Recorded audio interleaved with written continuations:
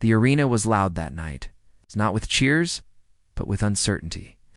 It was the kind of tension that sits heavy in the air, the kind you can feel crawling up your spine. The crowd didn't know what they were waiting for. But deep down, they sensed something was coming. Something big. Something they weren't ready for. It was supposed to be a normal episode. Typical Monday night. The women's champion was in the ring, holding her title high, basking in the glory of another win. She was untouchable. Unstoppable. The division had been hers for months, and no one came close to challenging her reign. She stood there, microphone in hand, ready to remind the world why she was the best. Her voice echoed through the speakers, confident and cold. She wasn't just a champion, she was a conqueror. But then, the lights flickered. Just once. Just enough to make people glance around. The champion paused mid-sentence, her expression shifting from arrogance to confusion. The crowd murmured. Something felt off. The air changed. It was as if the building itself was holding its breath, waiting for what would happen next. And then it happened. The music hit. Not just any music. Her music. The one they hadn't heard in over 2 years. The one they thought they'd never hear again. The sound ripped through the arena like a ghost rising from the grave. A collective gasp swept through the crowd. Thousands of people, all at once, realizing what was happening. Some jumped to their feet. Others stood frozen, mouths open in disbelief. Cell phones lit up like stars across the arena as fans scrambled to record the moment. This wasn't supposed to happen. She wasn't cleared. She wasn't medically approved. She wasn't even in the country, according to the last anyone had heard. But there she was. Walking through the fog, slow and deliberate, head down, hoodie pulled low over her face. Each step she took seemed to shake the foundation of everything the division had become in her absence. The champion in the ring dropped her microphone. Her face went pale. It's not from fear, at least not the kind you show, but from something deeper, something primal. She knew what this meant. Everyone did. This wasn't just a return. This was a reckoning. The woman in the hoodie reached the ring but didn't enter. She stood at the base of the ramp, finally lifting her head. The cameras zoomed in, and for the first time in over 700 days, the world saw her face again, older, harder, changed. The scars weren't visible, but you could see them in her eyes. She had been through hell. And now, she was back to drag everyone else down with her. She didn't speak. She didn't need to. Her presence said everything. The crowd erupted into a deafening roar, half celebration, half disbelief.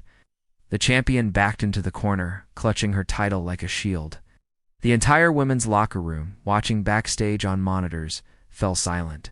Rivalries paused, because none of that mattered anymore. She was back, and the game had just changed forever. To understand the weight of her return, you had to know the depth of her fall. 2 years earlier, she was on top of the world. She wasn't just a wrestler, she was the wrestler. Main events, magazine covers, endorsement deals. She had everything.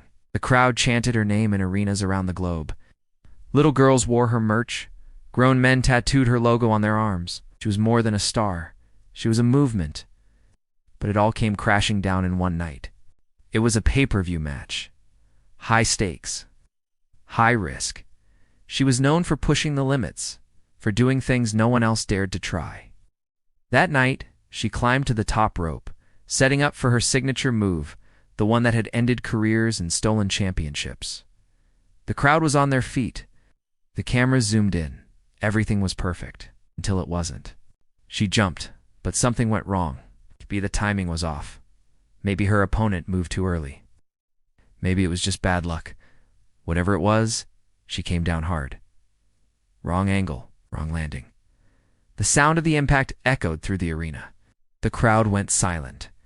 That eerie, sickening silence that only happens when something truly terrible occurs. Medical staff rushed to the ring. The match stopped. The broadcast went to commercial. Backstage, panic. Doctors surrounded her. Stretcher, neck brace, ambulance. The rumors started spreading before she even left the building. Broken neck. Career over. Some whispered she might never walk again. Social media exploded with prayers and tributes. Fellow wrestlers posted emotional messages. assuming this was the end. And for a while it was. She disappeared. No updates, no social media posts, no interviews, just silence. Months passed, then a year. The wrestling world moved on. New stars rose. New champions were crowned. Her name became a memory, a what-if story that fans told when talking about the greatest to never get a proper ending. But behind the scenes, something else was happening. She was fighting, not in a ring, but in a hospital room, then a rehabilitation center, then a gym. She couldn't move her neck at first, then she could, but barely. Physical therapy became her life. Doctors told her she'd never wrestle again. She nodded, smiled, and kept training. Her family begged her to let it go. Friends told her she had nothing left to prove. But she didn't care about proving anything. She cared about finishing what she started. Somewhere along the way, she stopped posting updates because she knew the truth. No one would believe she was coming back until they saw it with their own eyes, so she stayed silent. She healed in the shadows, and when the time was right, when her body had rebuilt itself into something stronger, something scarier than before she made the call. One phone call to WWE, one conversation that changed everything. She didn't ask for permission. She didn't beg for a spot. She simply said, "I'm ready, and I'm coming back." While she was gone, the women's division evolved. New faces, new styles, new attitudes. The wrestlers who had once looked up to her were now running the show. They had built their own legacies, carved their own paths, and in doing so, they had erased her from the conversation. Not intentionally, but simply by moving forward. The current champion, the one standing in the ring that night, had never even wrestled her. She came up through the ranks after the injury. She had heard the stories, sure. Everyone had. But stories don't mean much when you're holding gold. To her, the returning legend was just another name from the past, another relic trying to reclaim glory that no longer belonged to them. Backstage, the locker room was divided. Some of the veterans, those who had shared a ring with her, knew what was coming. They had seen her at her peak. They knew the intensity she brought, the way she could shift the energy of an entire arena with a single look. They respected her, maybe even feared her a little.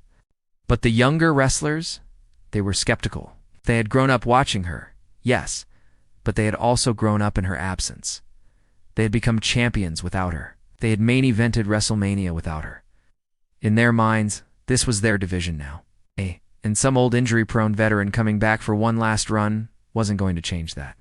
The tension was immediate. Whispers in the hallways, side-eyes during production meetings. The champion made comments in interviews, subtle jabs about the past, trying to relive old glory. Other wrestlers joined in, questioning whether she even deserved a spot on the roster after being gone so long. The narrative began to shift. This wasn't just a feel-good return story. This was a challenge, a power struggle. She knew it. She didn't come back to make friends. She didn't come back to inspire the next generation or pass the torch. She came back to take what was hers. The interviews she did were cold, calculated. She didn't talk about gratitude or second chances. She talked about unfinished business, about how the division had grown soft in her absence, about how none of these new champions had faced anyone like her. The media ate it up. Headlines screamed about tension backstage. Fans took sides. Some supported her return, calling it one of the greatest comebacks in wrestling history. Others accused her of being selfish, of taking a spot from younger talent who had earned it. Social media became a battlefield. Every post she made was dissected, every interview analyzed. But through it all, she stayed focused. She didn't respond to the critics. She didn't engage in Twitter wars. She simply showed up, week after week, match after match.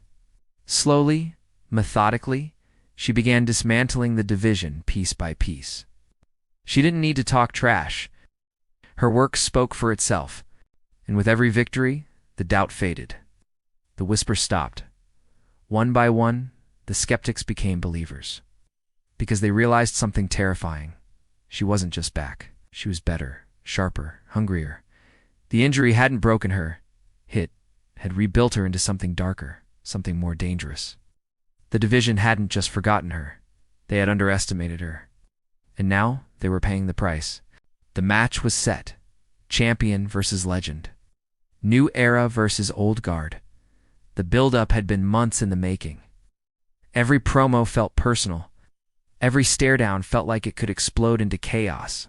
The night of the pay-per-view, the arena was packed. The energy was electric. This wasn't just a match. It was a moment, a collision of two worlds. The champion entered first, confident as ever. She played to the crowd, soaking in the cheers and boos. She had been preparing for this her entire career. This was her chance to prove she wasn't living in anyone's shadow. Then came the music. The lights dimmed. And she walked out not with pyro or fanfare, but with purpose. Every step deliberate, every movement calculated. The crowd was deafening, signs everywhere, chants echoing through the building. She climbed into the ring, and for a moment, the two women just stared at each other, past and future, legacy and ambition. The bell rang. What followed was a war. Not a macho war. They beat each other senseless. Chairs, tables, steel steps. The referee lost control early. This wasn't about rules or sportsmanship. This was about proving a point. The champion fought like her life depended on it, throwing everything she had learned. But the legend. She fought like someone who had already died once and had nothing left to lose. The crowd was on their feet the entire time. Near falls that felt like the end. Kickouts that seemed impossible. Both women bleeding, exhausted, pushing their bodies past the limit. And then, in the final moments, she locked in her submission hold, the same one that had made her famous years ago. The champion struggled, fought, refused to tap. The arena held its breath. But slowly, inevitably, the champion's hands started to drop. Once, twice, and then, she tapped. The place exploded. Confetti fell. Music blared. She stood in the center of the ring, title raised high, tears streaming down her face. Not tears of joy, but of relief, of vindication, of proving to the world and to herself that she wasn't finished, that the story wasn't over. Backstage chaos. Some wrestlers cheered. Others sat in stunned silence. The locker room had just been turned upside down. The champion, now former champion, sat alone in the medical area, staring at nothing. Her entire reign, her entire identity, shattered in one night. But the legend, she didn't celebrate for long, because she knew the truth. This wasn't the end of the story. This was just the beginning of something darker. Winning the title back wasn't closure, it was an invitation. An invitation for everyone she had ever wronged, everyone she had ever beaten, everyone who had thrived in her absence, to come for her. And they would. One by one. Until the division tore itself apart. 3 months later, the championship reign was already crumbling. Not because she wasn't talented, but because the cost of returning was higher than anyone imagined. Her body, rebuilt through sheer willpower, was breaking down again. The injuries she had fought so hard to overcome were resurfacing. Her knees ached, her neck throbbed. Every match left her in more pain than the last. But she couldn't stop, because stopping meant admitting she had made a mistake. Admitting that maybe the doctors were right, maybe her family was right, maybe she should have stayed gone. So she kept going, kept defending the title, kept pretending everything was fine, till the night it all fell apart. A routine match, a rising star looking to make a name. It should have been easy, but halfway through, she missed a step. Her leg buckled. She collapsed in the ring. The match stopped. Medical staff rushed in. The crowd watched in horrified silence as she was helped to the back, limping, barely able to stand. The next week, the announcement came. Injury. Indefinite leave. Title vacated. She was gone again. But this time, the reaction was different. No prayers, no tributes, just questions. Why did she come back if she wasn't ready? Why did she risk everything for one more run? Was it worth it? She sat in her home, away from the cameras, away from the noise, and asked herself the same thing. And the answer surprised her. It's because despite the pain, despite the criticism, despite losing the title against, it didn't regret it. Not for a second. She had proven something, not to the fans, not to the critics, but to herself, that she could come back, that she could stand in that ring one more time and remind the world who she was. That the story, no matter how dark it got, was hers to finish. And maybe that was enough. Months later, a video surfaced online. No announcement, no fanfare. Just her in a small gym, training again. Slower this time, smarter.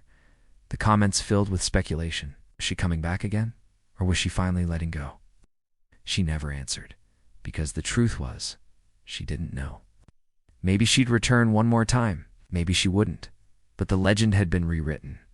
The comeback, as painful and complicated as it was, had added a final chapter to a story everyone thought was finished. And in wrestling, sometimes the greatest victory isn't winning the title. It's proving you still belong in the fight.